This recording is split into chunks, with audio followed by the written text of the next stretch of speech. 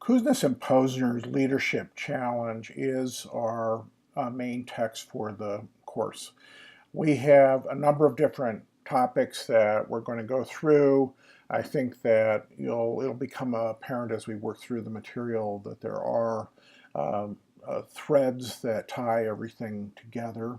But for us, Kouzes and Posner is the backbone in the sense that a lot of the research we're going to be talking about and the research that informs leadership, they provide an integrated perspective, and they also provide this bridge into, based on what we know, what are the behaviors that distinguish leaders? And this is a really important point for us at this departure of starting the course, is that we're very interested in leadership as a set of behaviors, a set of best practices that people engage in.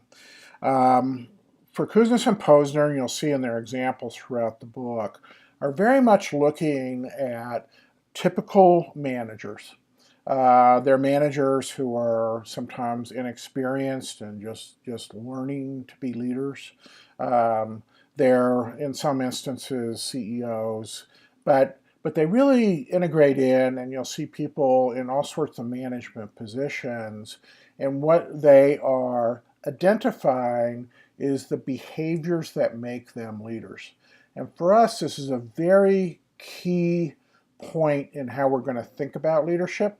Management is the position people occupy, and leadership is the behavior in that position that adds value to the firm. And as we saw from our very first case in the course, leadership can also destroy value. So the way that people behave in their position is a value add or a value destruction. We're really most interested in what are the practices that add value to the firm. This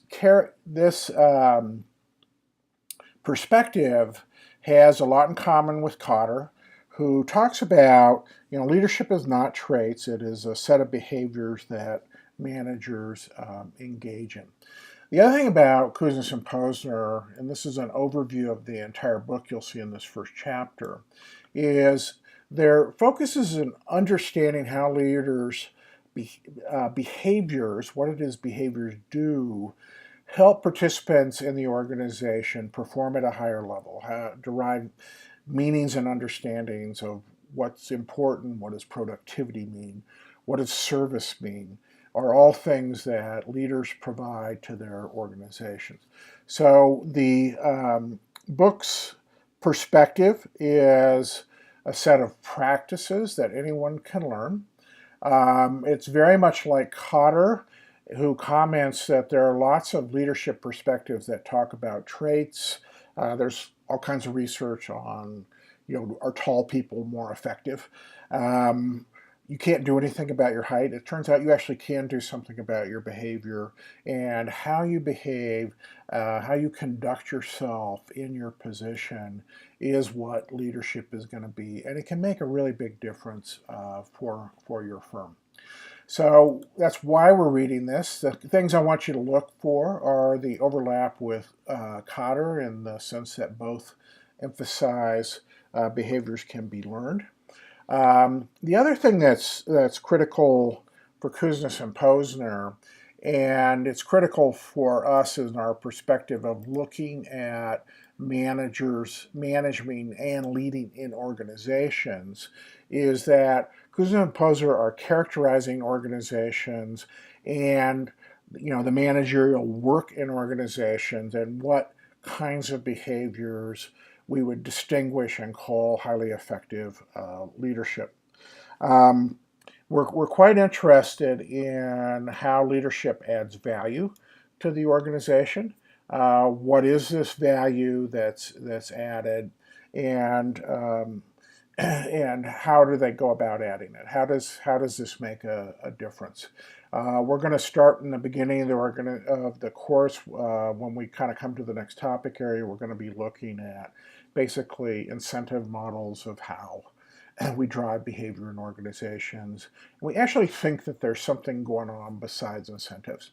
There are actually ways in which people are inspired, that they can perform at very high levels, that we can engage their brains, that we can make them think, we can engage their hearts and make them truly motivated and wanting to make a difference in this social group that they are part of in an organization. And Kouzes and Posner are introducing this to these ideas. And ultimately, I think you'll see as the course unfolds that their perspective is really fundamental to everything that we're talking about. I would like you, after you finish the chapter, to go back and look at the course objectives. I think you will see that the book definitely is going to relate to that, kind of see how the book relates to this set of objectives we set out at the beginning of the course.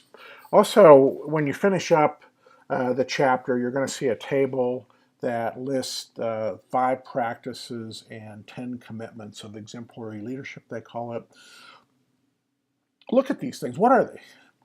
They're behaviors. Set the example by aligning actions. Enlist others in a common vision. Experiment and take risks by consistently generating small wins. Foster collaboration. Strengthen others. Recognize contributions.